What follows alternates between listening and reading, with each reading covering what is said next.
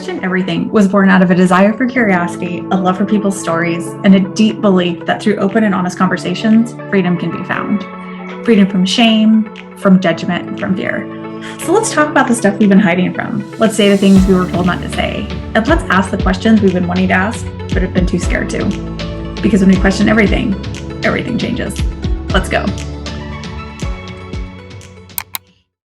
Welcome to Question Everything. We have a doozy of an episode today. We are talking racism, we're talking homophobia, we're talking religion, we're talking all the things. And I'm doing it alongside JoJo, who is a phenomenal mother, sister, friend, coach, wife, and just an all-around amazing human being. And I approached her about having this conversation with me around being a Black woman in America. And when I tell you I kind of had nerves throughout this whole experience, I had the idea of, will she be offended if I ask her this? Will I say the wrong thing? Will I use the incorrect terms? Will I say something that I should know because I'm a 42-year-old grown woman, right? Like all these nerves. Like even when I watched it after it was done and it was a success and she loved it and I loved it and we were like kumbaya, I was still nervous, right? And what's interesting is I was thinking, if we're entering into this place where we're both in agreement of conversations, we both trust each other, we both know that we're going to stay curious, right? And I'm feeling those nerves. It's happening all around us, right? We're stopping having conversations, we're stopping connections, we're stopping our curiosity about other people, things, items, topics we don't understand because it makes us feel nervous. And so I just wanted to share that so you can kind of see the inner workings, right? That it's why I started this platform, is to have these conversations that make me uncomfortable. And from that uncomfortableness comes these amazing connections, because you just start to be curious of the other person, right? So JoJo was so great. As I said, we talked about being a Black woman in America and raising Black children, but we talked so much. We talked about how this is, which I'm sure resonates for a lot of women out there. This is kind of her next chapter, right? Of what that looks like. Her kids are gone. She's developed this amazing organization, Moms Against Homophobia, and just really stepping into this next phase, of which she's never put herself first, right? So that uncomfortableness of what this looks like. We talked about, how when she got pregnant at 16 and had her baby at 17, how her whole world not only shifted with being a mom at such a young age, but also the ostracization, such a hard word for me, from her church, right? And how that felt to be shunned and how it felt to be fully accepted and loved one day and not the next. And how that underlying was that stayed with her from that age of 17 for her to step into this phase now of supporting members of the LGBTQ community and their parents when they maybe are having a hard time accepting their children, right? And how those are really tied together. We talked about our own biases, right? That where we look around and we're like, that's weird. Am I the only person of this color? Or why does that demographic of person like that type of music?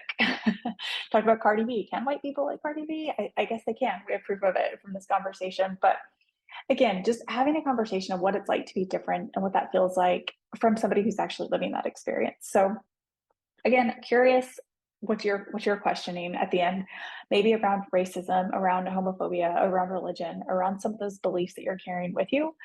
Would love to hear what those are. So I hope you enjoy this conversation just as much as I did having it.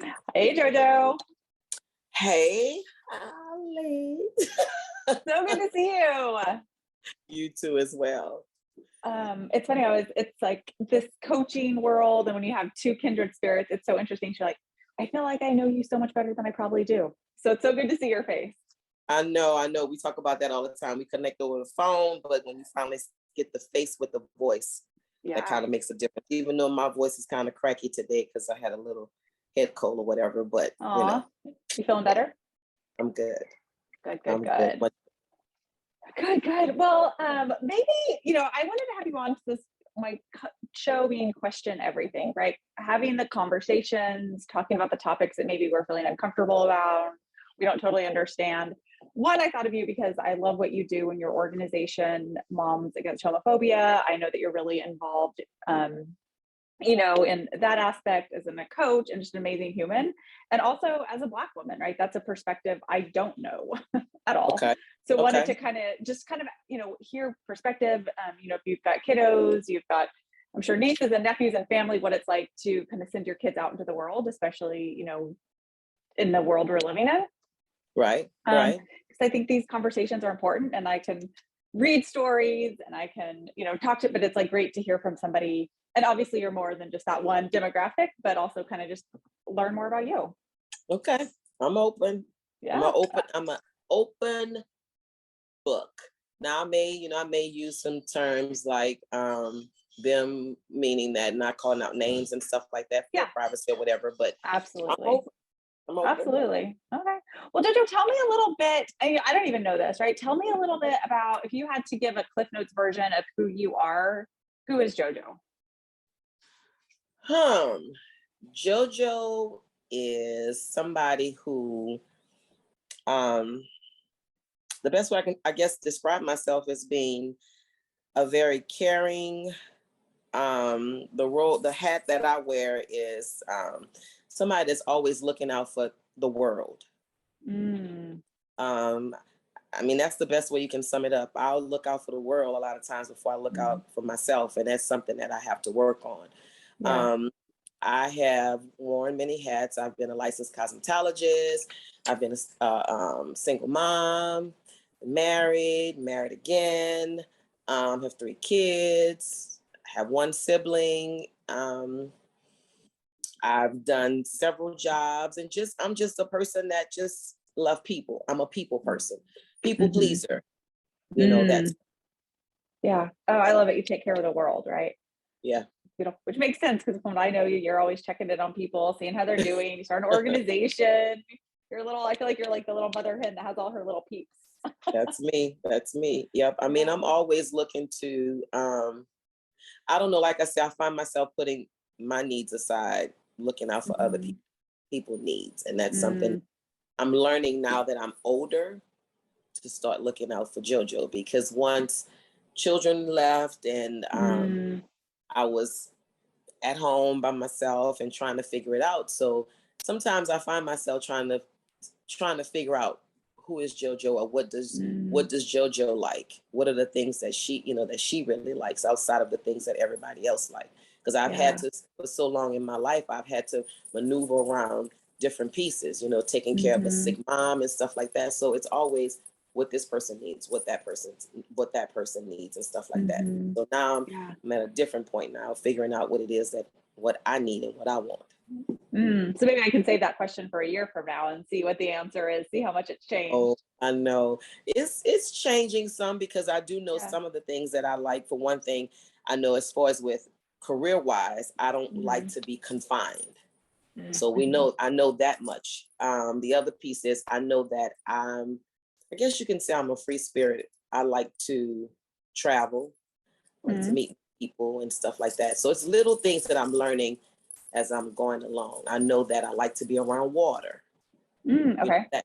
Things that I never really, and to somebody else that may be like, that's simple things, but to me it's not simple, because I never had the chance to really sit down and think about what it is that I like or that I want. Yeah.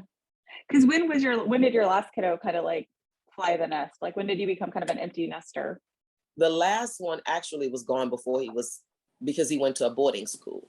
Oh, okay. So he was in boarding school for high school, and then he went to college. So he's now 29, or will be 29, and he's graduated college and everything. So it's been a minute, but still in that process, my mom took sick. So I had to shift gears and help to take care of my mom before she passed. So I was always taking care of somebody. Yeah. So now you get to take care of you. Yeah. How does that feel? Is that like an uncomfortable feeling? Sometimes it is, because that calls for you to be selfish too. And so I'm learning how to be selfish, and I haven't mastered that yet. Sometimes it's foreign to me. How they say that's a foreign thing to me. Because even with that, am I doing the right thing? I don't want to be selfish. But we know, in order to take care of others, you have to take care of yourself. Yeah, absolutely. Yeah, but it's like you said, it's you've been raising kiddos for a while, so it's probably not part of your norm. Yeah. Let's maybe start with this. It sounds like you're kind of redefining who you are, rediscovering, what this next chapter for you looks like. Tell me a little bit about your Moms Against Homophobia organization and what kind of spurred that. Well, I have some family members who are a part of the LGBTQ community. And, being a part of that community, I've seen too much of kids, young adults, older adults. I mean, it doesn't matter, that their family doesn't have anything to do with them because they're part of the community. And what I've learned is that, first of all, everybody's different. We all have things that our parents may not agree with. We're gonna disagree about things. But when you look at everything as a whole, normally, do your parents just disown you because of whatever it is? For me, for example, I had my first child at 17.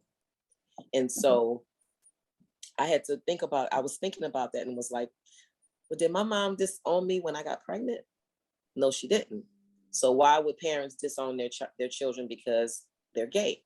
So it's not that I'm trying to change I'm not trying to change your mind, because for me, it starts in the heart. If you can change the heart, then you can change the mind. So, I think it's when your mom is on your side, most of the time, it doesn't matter what anybody else said, because the support of your parents, especially your mom, because we know moms are normally the centerpiece of everything. If your mom supports you, then it doesn't really matter what anybody else says or thinks. Or normally when your mom supports you, you can find that other people kind of like may come on board a little bit more. But again, it's not about changing your mindset, because for me, it starts with the heart, and I think in the LGBTQ community, so many people focus on the physical aspect of it, as opposed to looking at people for who they are, people. Just because my child is gay, or just because your child is gay, or their child is gay, bisexual, lesbian, whatever it is, it doesn't change who the person is. Does that make sense?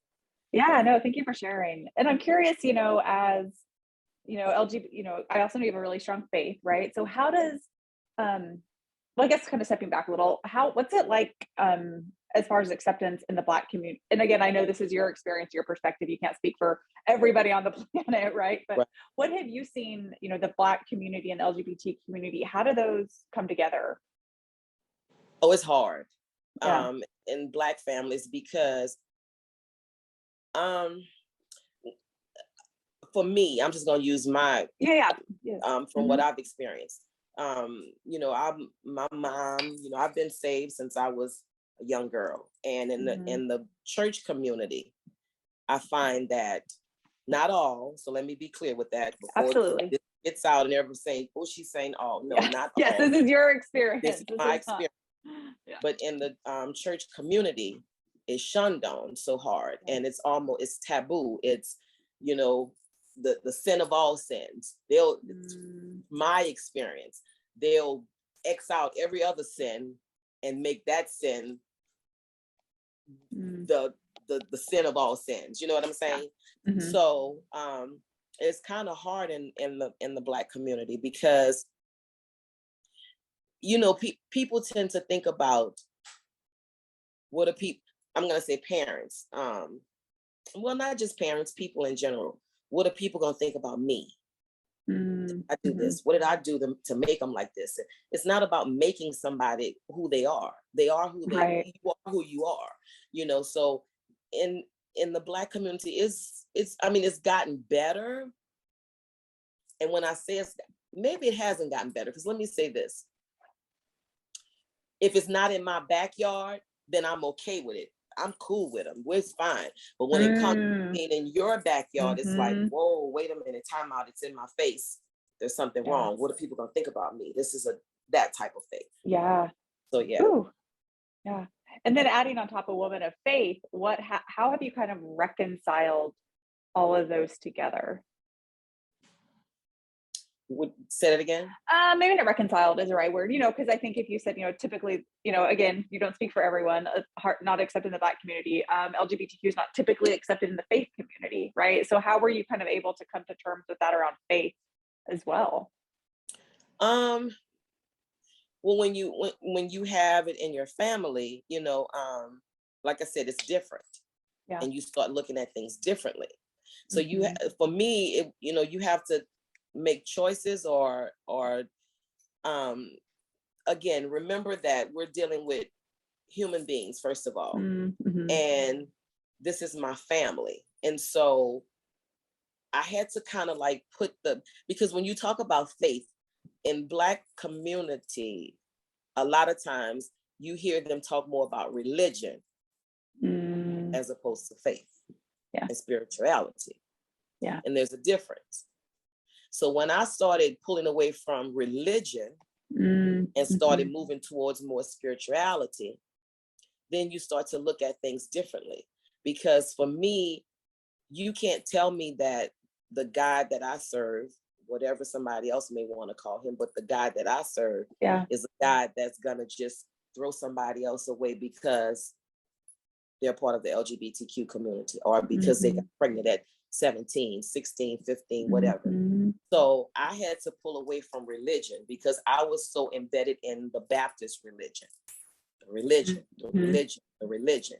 And it was a stigma. It's like, that's a no-no. You're going to hell, all of that stuff. So I had to pull away because even with me getting pregnant at 17, I got a taste of the Baptist religion and the backlash and, you're going to hell or you're such a bad person or I don't want my child to hang around her because that type of stuff. Yeah. So, and that was another piece that helped me to kind of want to understand the LGBTQ community more too, because I knew what it felt like to be shunned on. You know what I'm saying? Yeah. So once I pulled the whole religion thing out of it and looked at it more from a spiritual aspect, then it kind of helped me to understand and helped me to even want to understand even more and to find out and really be curious about things. So yeah. Yeah. Well, when was that kind of turning point for you where you kind of not stepped away from, stay true to your faith, but kind of said, wait, this religion may not be the path, but the spirituality and faith is? What was that turning point for you? The turning point was, of course, I was 17 and I was young and I couldn't really, I didn't know a lot of things and I was still learning a lot of things, but that was kind of like the turning point for me because I started realizing that this is not right. And so of course I made a lot of mistakes, still make a lot of mistakes and everything, but that was kind of like that aha moment for me, like, you know what, maybe I need to rethink some things. So I went through the process of being mad at the church, being mad at people, but then I had to come back and realize too that a lot of people are afraid of the unknown. A lot of people in religion, you only look at the Bible and what the pastor is saying, as opposed to getting books and learning for yourself and teaching yourself and growing, that type of thing. So when I started doing that and opening up to that, that's what kind of helped me to branch out some. Wow. So you were young when that's interesting. Like immediately you kind of, or started that journey, maybe like started questioning. Well, I did a lot of rebelling too. I did a lot of rebelling in the beginning too. Didn't go to church for a long time because I felt like just being beat and beat and beat. So pulled away from church for a long time. Yeah. And then after a while, so don't think when I was 17 at the time, I that's when it all pivoted and changed. No, I did a lot of rebelling, a lot of hating. I'm just gonna say it, hating preachers and hating religion and church people and that type of stuff. So it took some growth, to get to this point, but I'm still learning and growing. Yeah, absolutely. It's an abandonment, right? You're like, wait a minute, yesterday when I wasn't, or didn't know I was pregnant, I was great and wonderful and you love me so much, everlasting love. And then you found out and now I'm shunned. You're like, just from one incident, like it's hard to compute, right? And that's what you're doing with the work that you're doing is you loved your kid. Now you found out they're gay. Now you don't, like that doesn't track. Yeah, it doesn't click. Right. Yeah. What has been the support or feedback from your community as you started this organization? It's been a lot of it's been a lot of feedback. I'm still trying to push myself to get all the way out there for fear. I'm not gonna lie. There's a lot of fear inside because I'm not going to say that I don't think about what other people are going to say and think, because I know it's going to be some backlash to come with it. Yeah. But for the most part, every time I talk about it, people are curious to know, what's that about? Or tell me a little bit more about it. And then it opens doors, and then people want to have conversations and stuff like that. So when I chose the name Moms Against Homophobia, because I played with a lot of names, but when I chose that one, I had a friend of mine was like, whoa, I think that's the one right there. So yeah, it's definitely a conversation piece. Oh, that's beautiful, right? Because sometimes just that curiosity and that questioning and that conversation is all you need for some people, right? Just to like have to see a different way. So that's phenomenal what you're doing. Yeah, because it's even, I've been in situations whereas been in the company of some people, and they don't know about my organization, and so what they'll have their opinion on it and on something with the LGBTQ community, and then a friend of mine, I remember this happening. A friend of mine said, "Oh yeah," and she has an organization. When she said it, the lady kind of got quiet. Yeah. I don't want you to think that what I'm doing is supposed to, like I said, I'm not trying to change who you are. My main focus is just the support for your children, your family. That's it. How many things do we do, again, and our parents didn't agree with it, but they didn't just throw us away. Right. Yeah. I love that. And I love that I love that you're creating this space to say, hey, I don't need to change your mind, but let's talk about it. Let me share my viewpoint, just that open to that conversation. Right. We can't, as much as we like to, it's hard to change people. We don't always change people's minds.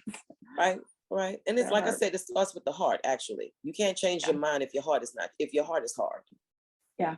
That's beautiful. Well, what would your ideal, like, where do you see this going? Like, what would your dream be for this Moms Against Homophobia?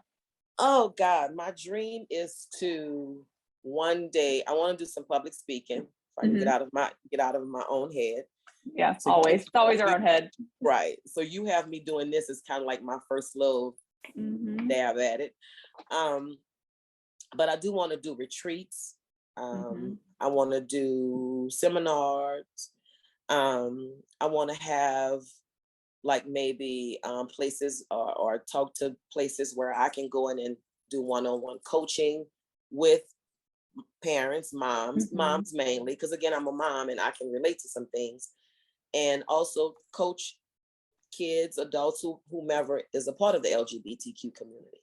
Because even with doing this, I'm still learning a lot. And in order for me to learn, I have to be in the center. I have to speak with people that are a part of the LGBTQ community. So that's what I really see myself doing. I want to be a national coach and really just get the word out that, about Moms Against Homophobia, and that I'm here to open those doors to help you to be free and not to judge your kids or to not be embarrassed or, that type of thing with their lifestyle. Because hey, it's not a big thing. You have other things to worry about. We have people out here that are killing people for no reason. Those are the things that we need to be worrying about. Not who somebody else is in love with or loves. Right. Yeah. I love that. Yeah. In America, there's a whole lot of plethora of issues that we've got going on right now. Exactly. Yeah. Well, somewhat of a good, not good segue, an interesting segue is talking about, what has it been like for you to see kind of the gun, the mass shootings, and it's, in that community where the Black community was targeted at that grocery store. What is that like for you to witness? And what does that kind of bring up for you? It's scary because when you have Black boys, especially males in the community, and, you have people that just don't like you because of your skin or whatever. I mean, I constantly worry about where you are, what you're doing, who you're with, those type of things, even though, and it's funny because your kids don't seem to worry about it like you worry about it as a parent. You get what I'm saying? I'm sure. I work 24/7, my husband, he has a son, which is my son now. I worry about him because he's a part of that community too. And part of the Black community, I'm saying with the Black males and stuff. So you don't know what somebody may do because you're Black and you're a male. And even with that, you're saying just in general, doesn't even at this point in the game, it's not even about being a Black male. It's just being Black, period.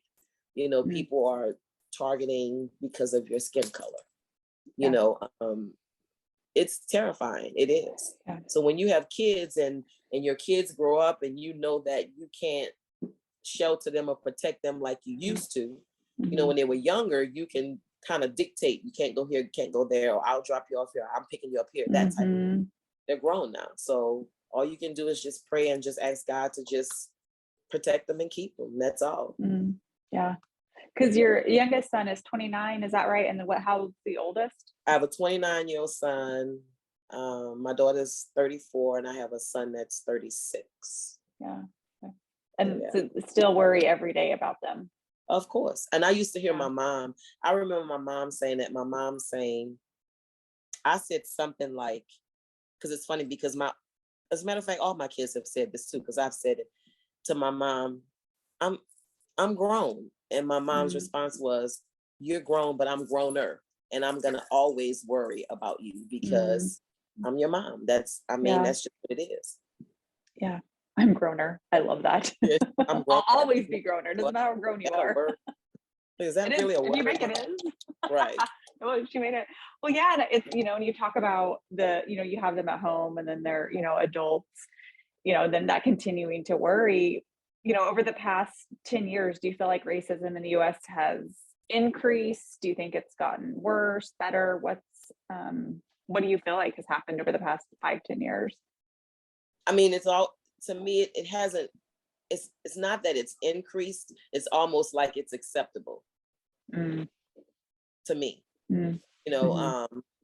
Yeah, I mean, you have different situations, different people who have almost made it acceptable, but it's not. So with that being said, since situations and certain people have made it acceptable, then people feel as if they can do whatever they want because it's acceptable, and this is just what it is. Yeah, it's just the way the U.S. is, right? That's it. Yeah. Well, what kind of is I think probably all moms worry about their kids, but it's this added level, being Black and having your sons out in the community. How do you think you raise them differently than maybe like a white parent would have raised their sons?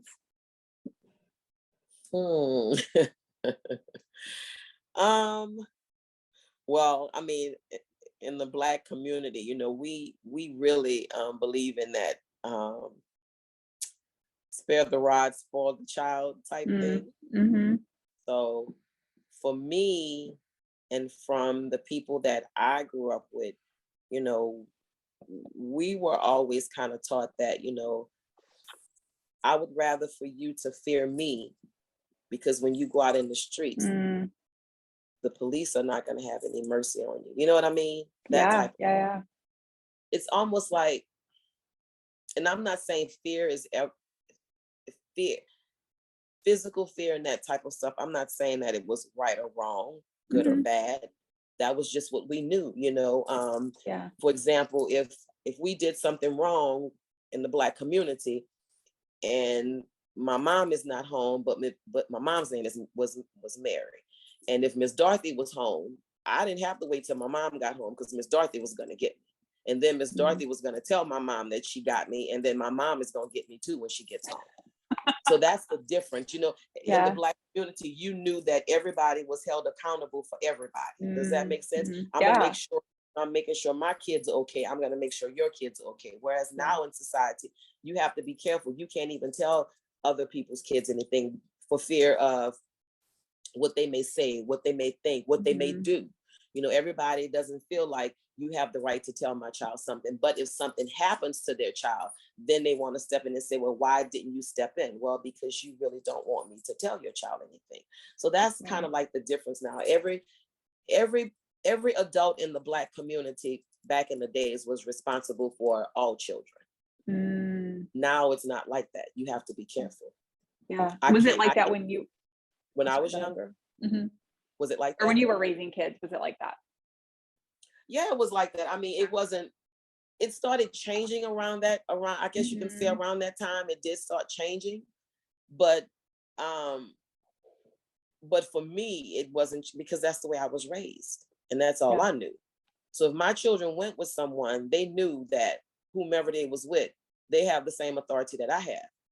But vice versa, if your children come with me, if you feel that your children can't be disciplined, then your children can't come with me, because I'm gonna treat your kids like I treat my kids. I'm not gonna misuse them. I'm not gonna mishandle them, but I'm not gonna have them come with me and, just do whatever, because I feel like I'm responsible for them. And when I say that, I don't mean, you're abusing kids and stuff like that, but I mean, it's just that in the Black community, we just have a different way.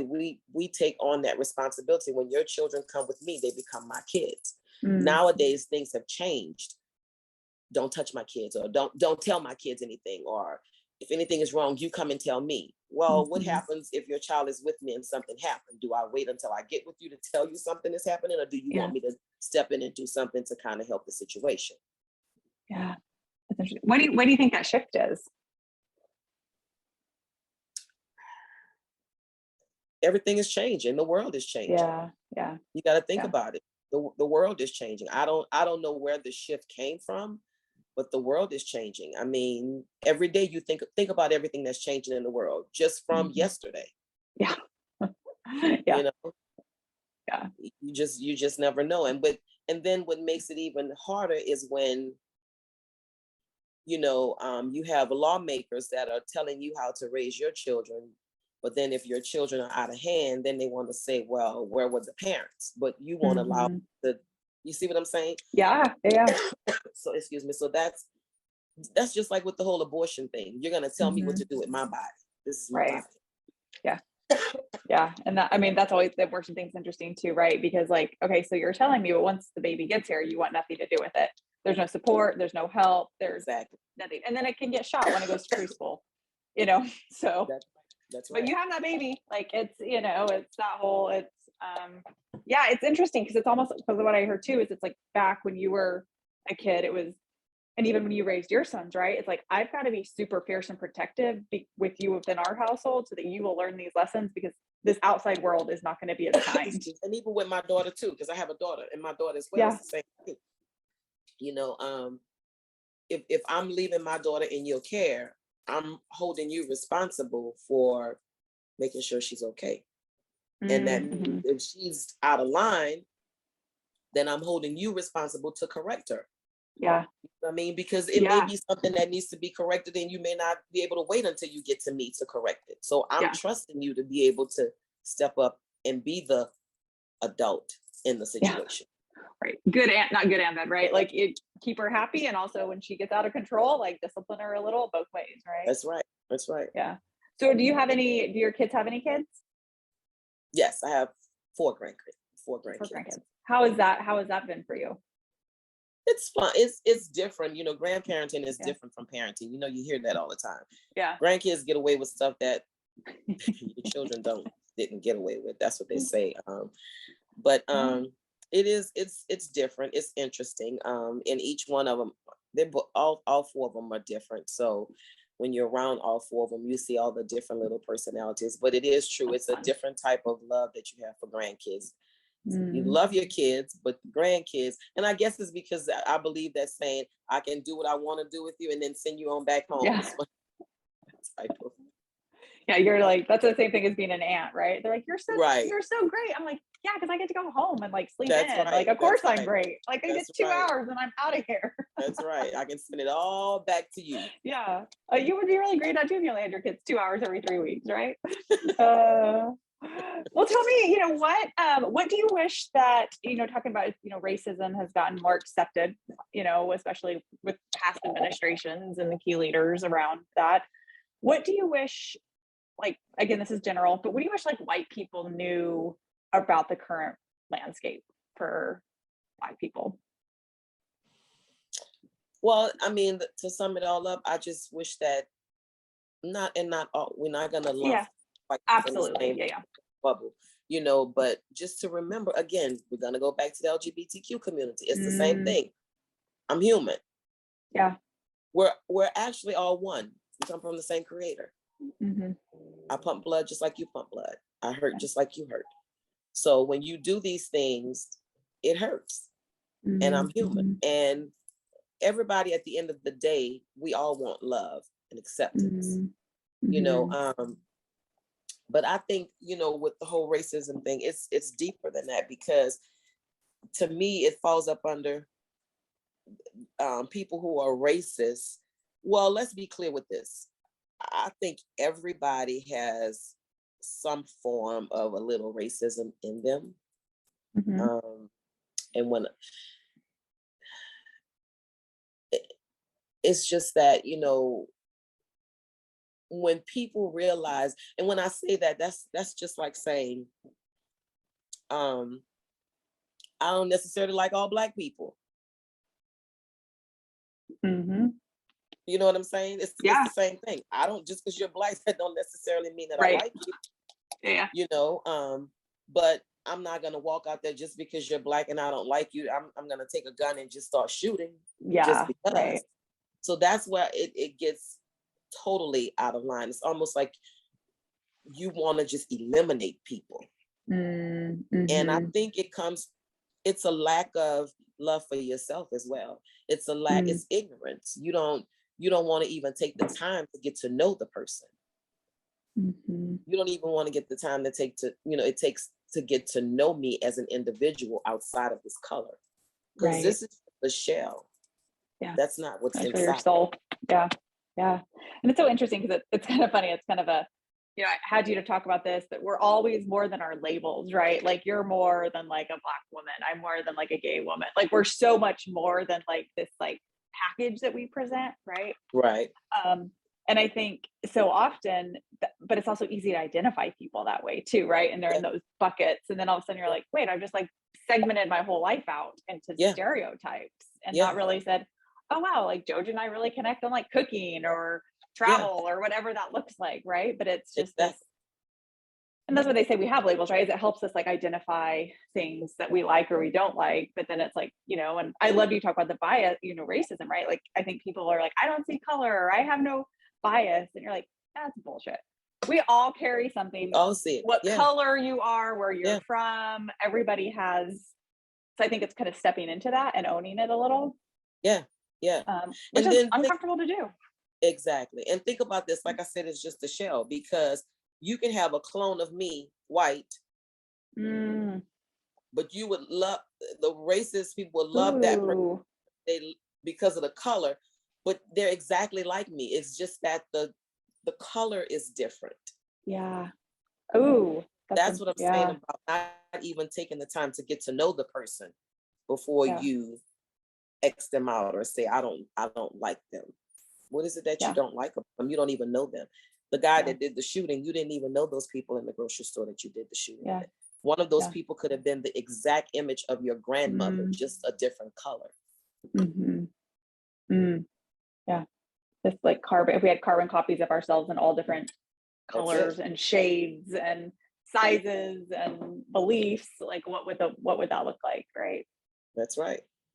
Because I mean, it can be they can take, if they can do an experiment where they could take my skin and put on your skin and vice versa, and we go out in the public and see what the reaction would be.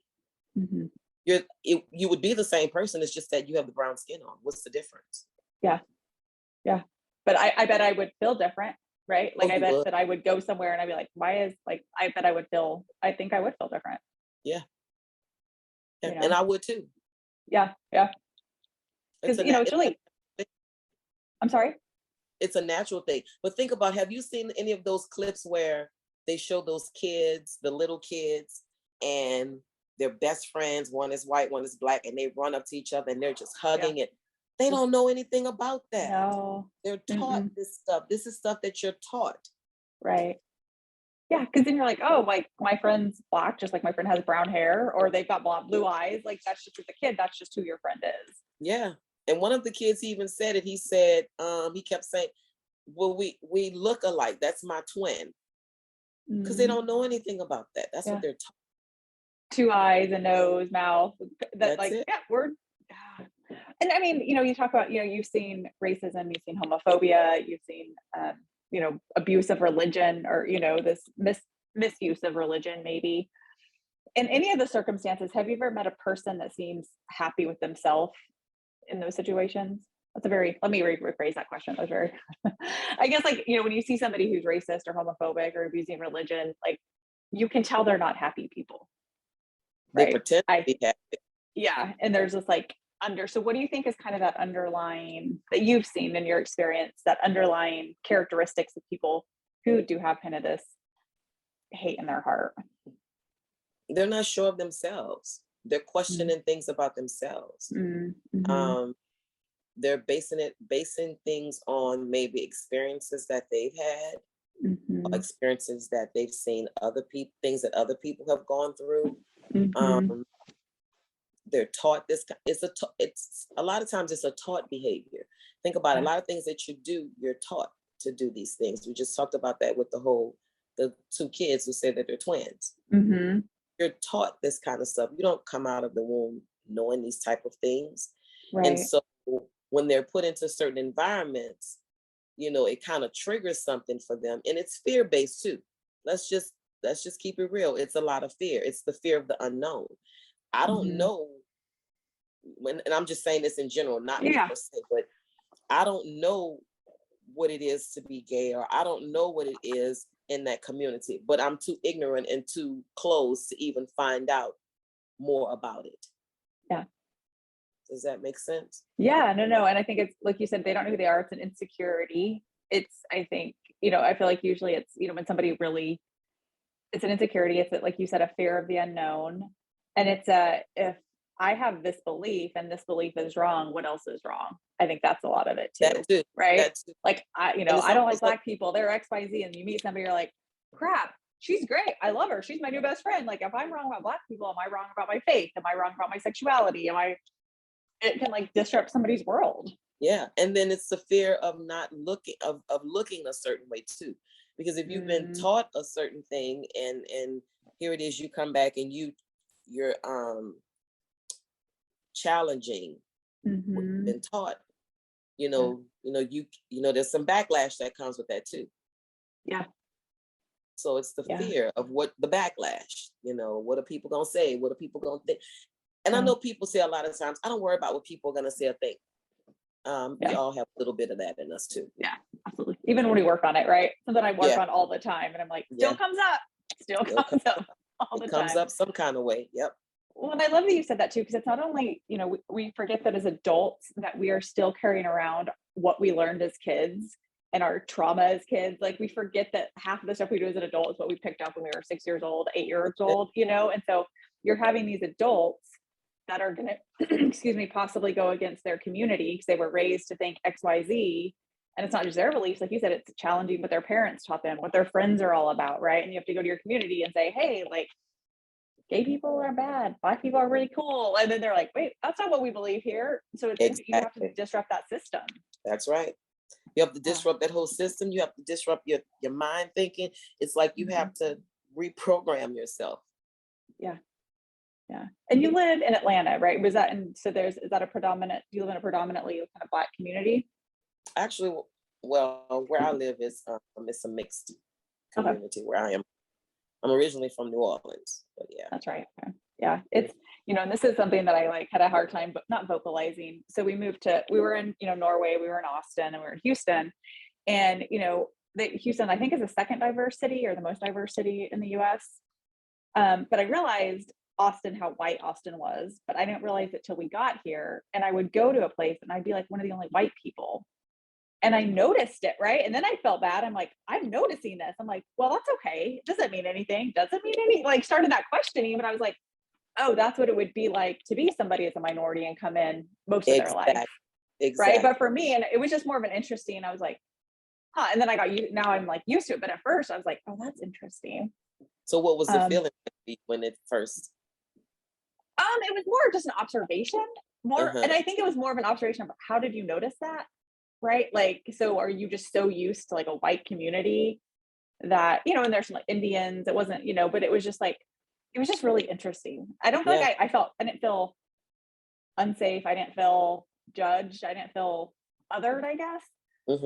But I did question myself of like, that's an interesting observation, right? Like, it is. What does that mean about your observation? Exactly. And see, again, that's from, you're only feeding off what you know. And for example, we just had a situation like that. Sunday, we had gone to this spot that my husband and I like to go to. And it's a popular little place or whatever. And they got all the Black music playing and the rap music, and we know the whole dirty version. They cussing and whole 9 yards. So I'm in my vibe or whatever. So then here comes this couple in the door, and they sits down. It's an older white couple, and so same thing you did, just the reverse. Because I was like, that's interesting. Yeah. Okay. Yeah. And they sat down. They were fine. I mean, it was me like, that's interesting. So of course, the whole while I'm sitting there watching them to see what their vibe was going to be, how they were going to interact and stuff. And then another white couple came in, older couple. They must have been in that same age bracket. And it wasn't just that they were white too, they were older, because the place was like, it was a really popular place where, they were older. So it just, that right there made them even stand out even more. And I was like, this is interesting. So I sat there for a minute, and so I told my husband, I said, babe, she kind of feeling the music over there too. Because in my mind, I'm saying, you got Cardi B, and you have this one saying, and I'm saying to myself, oh, okay. And for me, I actually started feeling uncomfortable for them. And I'm saying, why are you feeling uncomfortable for them? They're not uncomfortable, because that's been taught, that whole separate thing. And, it looks straight, but why is it strange? Why is it that they can't come in that type of establishment and enjoy themselves and enjoy good food and enjoy the music? I mean, who wrote the book and said just that type of music is just for Black people, or this place is just for Black people? But that's because of what we've been taught. Yeah. Oh, interesting. So were you were kind of concerned, are they having a good time? Why are they here, but like, well, let's be honest. I did think, how did they wind up over here? Yeah. And are they really going to enjoy it? So I kept watching, because I was really interested to see if they were really enjoying themselves. But the thing about it is, they must have been enjoying themselves, because first of all, I can tell they had been in there before. So it's apparent that they're enjoying themselves. But then the other piece was, why are you so worried about it? They're not worried about it. So why are you worried about it? But that's the same thing with going back to the LGBTQ. Why are you so worried about it? Right. Their life. So why are you so have fun? Listen to your Cardi B dance. Like, let's not worry about it. Exactly. So it was interesting. It was really interesting. So same thing like you, when you went into the spot and you realized, and it's like, wait a minute, now this is different. It just felt different. Yeah. And you're like, and then you realize, you're like, oh wow, like, well, it's it's interesting too, like you talked about, we just have these little groups of how we think people are, right? And like a little bit of a bias, right? Maybe of like, why are these older white people here? This isn't their type of music. And they like loved it, right? And so we all have that. And I think the more we start to question it or think through it, the better, as opposed to be like, no, that's fine. It's like, why am I having that thought? Why do I care? They're having a great time. Exactly. Interesting. How long did they stay? We actually left them there. It was still there. That's fun. Yeah. Oh yeah, that's interesting. Yes, I think you for sharing that. Yeah, because like I said, when that happened, I like told Katie, I was like, I feel bad even saying this, but I was like, I've noticed it. She's like, yeah, me too. Like it was, it was a good thing. She's like, okay, good. There's more diversity than we were used to in Austin. But yeah. That definitely feeling of like, wow, that'd be interesting if my whole life was, because even though I am a member of the LGBT community, you don't know it, right? Like you can't hide being Black. Exactly. Not that I hide it, but that's not like I don't wear a ring, you just don't know, right? Unless I talk about it.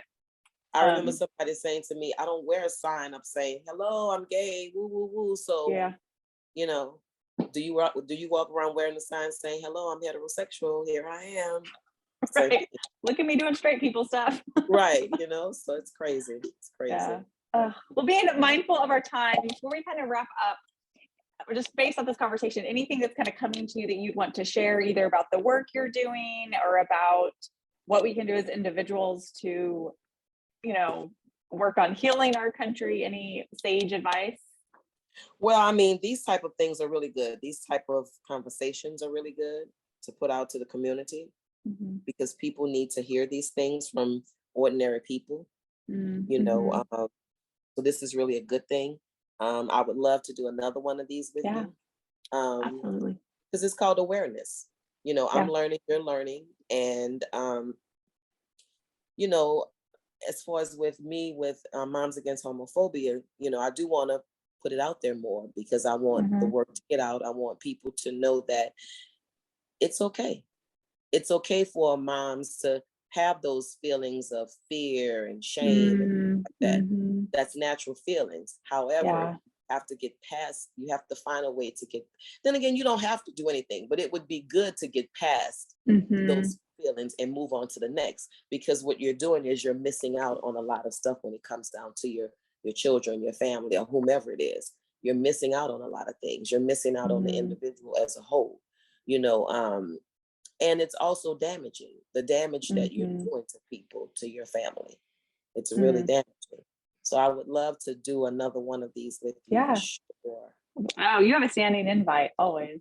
Thank you. And I love that you touched on that piece of like allowing people to feel that shame and embarrassment and the stuff we go through, right? And that's okay. Because I think we know as coaches so often we don't want to admit it, we stuff it down and we never move past it, right? So it's good to like have somebody like you to be able to talk to and be like, I am feeling XYZ and I want to get over it. Because we know that sometimes just saying it is healing.